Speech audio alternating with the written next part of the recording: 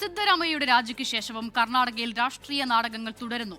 മകന് പ്രധാന വകുപ്പുകൾ നൽകി മന്ത്രിയാക്കണമെന്ന നിലപാടിൽ ഉറച്ചു നിൽക്കുകയാണ് സിദ്ധരാമയ്യ. രാഹുൽ ഗാന്ധിയുമായും മല്ലികാർജ്ജുൻ ഖാർഗെയുമായും കൂടിക്കാഴ്ച നടത്തിയ സിദ്ധരാമയ്യ ഇന്ന് സംസ്ഥാനത്ത് തിരിച്ചെത്തും. കോൺഗ്രസ് പാർലമെന്ററി പാർട്ടി യോഗം നാളെ വൈകിട്ട് ചേരും. ഡി.കെ. ശിവകുമാർ മുഖ്യമന്ത്രിയായി ഉടൻ സത്യപ്രതിജ്ഞ ചെയ്യും.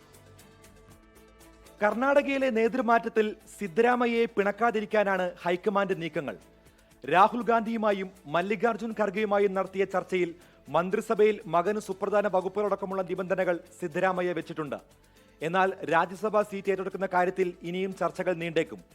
ഡി.കെ. ശിവകുമാറും 20ഓളം MLA-മാരും ഡൽഹിയിൽ തുടരുകയാണ്. മന്ത്രിസഭാ പുനഃസംഘടനയിലടക്കം നേതാക്കൾ ഹൈക്കമാൻഡിന് കത്തും നൽകിയിട്ടുണ്ട്. നാളെ വൈകിട്ട് 4 മണിക്കാണ് കോൺഗ്രസ് പാർലമെന്ററി പാർട്ടി യോഗം ചേരുക. സംസ്ഥാനത്തിന് ചുമതലയുള്ള AICC general secretary Randeep Singh Surjewala അടക്കമുള്ളവർ യോഗത്തിൽ പങ്കെടുക്കും. ഡി.കെ. സർക്കാരിൽ 2 ഉപമുഖ്യമന്ത്രിമാരുണ്ടാകുമെന്ന് ഉറപ്പായി. KPCC അധ്യക്ഷ സ്ഥാനത്തേക്ക് സതീഷ് ജർക്കഹോളി എത്തുമെന്നാണ് സൂചന. അതിനിടെ സിദ്ധരാമയ്യയെ പ്രശംസിച്ച് ഡി.കെ. ഫേസ്ബുക്ക് കുറിപ്പും ഇട്ടിട്ടുണ്ട്.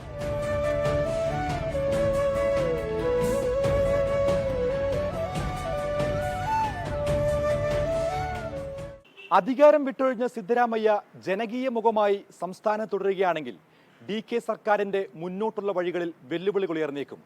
ഇത് മുന്നിൽ കണ്ടാണ് സിദ്ധരാമയ്യയെ ദേശീയ തലത്തിലേക്ക് എത്തിക്കാൻ ഡി.കെ. പക്ഷം ഒരുങ്ങുന്നത്.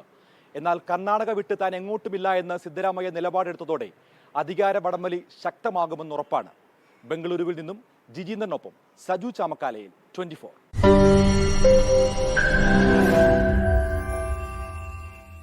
ലോകത്തെവിടെയായാലും ഏത് സമയത്തും 24 വാർത്തകളും ഓഗ്മെന്റഡ് റിയാലിറ്റി പാക്കേജുകളും എക്സ്പ്ലെയിനറുകളും വിശദമായി കാണാൻ ഞങ്ങളുടെ യൂട്യൂബ് ചാനൽ നിങ്ങൾക്ക് സബ്സ്ക്രൈബ് ചെയ്യാം.